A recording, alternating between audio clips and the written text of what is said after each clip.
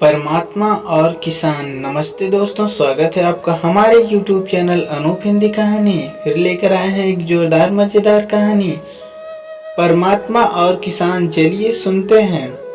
भगवान पर हिंदी कहानी। एक बार एक किसान परमात्मा से बड़ा नाराज हो गया। कभी बाढ़ आ जाए, कभी सूखा पड़ जाए, कभी धूप बहुत तेज हो जाए तो कभी ओले पड़ जाए। हर बार कुछ ना कुछ कारण से उसकी फसल थोड़ी खराब हो जाए। एक दिन बड़ा तंग आकर उसने परमात्मा से कहा, देखिए प्रभु, आप परमात्मा हैं, लेकिन लगता है आपको खेती बाड़ी की ज्यादा जानकारी नहीं है।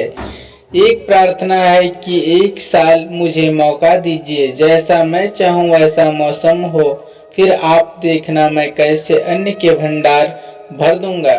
परमात्मा मुस्कुराए और कहा, ठीक है, जैसा तुम कहोगे वैसा ही मौसम दूंगा, मैं दखल नहीं करूंगा, भगवान बचाएगा।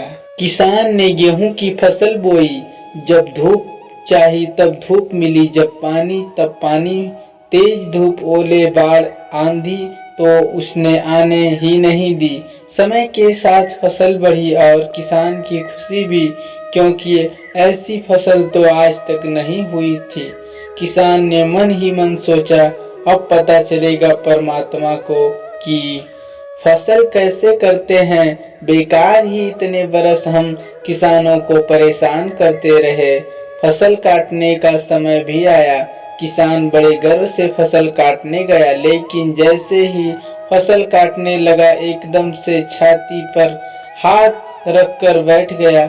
गेहूं की एक भी बाली के अंदर गेहूं नहीं था, सारी बालियां अंदर से खाली थी। बड़ा दुखी होकर उसने परमात्मा से कहा, प्रभु ये क्या हुआ। तब परमात्मा बोले, ये तो होना ही था, तुमने पौधों को संघर्ष का जरा सा भी मौका नहीं दिया।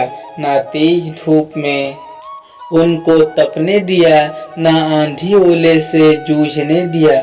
उनको किसी प्रकार की चुनौती का एहसास जरा भी नहीं होने दिया। इसीलिए सब पौधे खोखले रह गए। जब आंधी आती है, तेज बारिश होती है, ओले गिरते हैं, तब पौधा अपने बल से ही खड़ा रहता है।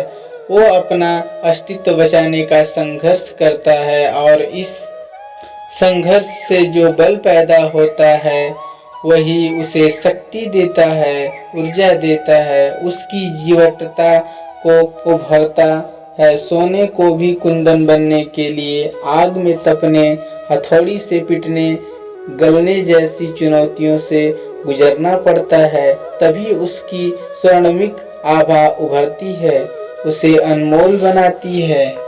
उसी तरह जिंदगी में भी अगर संघर्ष ना हो, चुनौती ना हो, तो आदमी खोखला ही रह जाता है, उसके अंदर कोई गुण नहीं आ पाता है। ये चुनौतियां ही है जो आदमी रूपी तलवार को धार देती है, उसे सशक्त और प्रखर बनाती है। अगर प्रतिभाशाली बनना है तो चुनौतियों को स्वीकार करनी ही पड़ेगी, अन्यथा हम खोखले ही रह जाएंगे। अगर जिंदगी में प्रखर बनना है, प्रतिभाशाली बनना है, तो संघर्ष और चुनौतियों का सामना तो करना ही पड़ेगा। इस संबंधी पौराणिक कहानियों को भी जरूर पढ़ें और सब्सक्राइब करें हमारे YouTube चैनल अनूप हिंदी कहानी। वीडियो को लाइक और अपने दोस्तों को शेयर करना ना भूलें। आपका एक कमेंट हमारी प्रतिभा को आगे बढ़ाता है।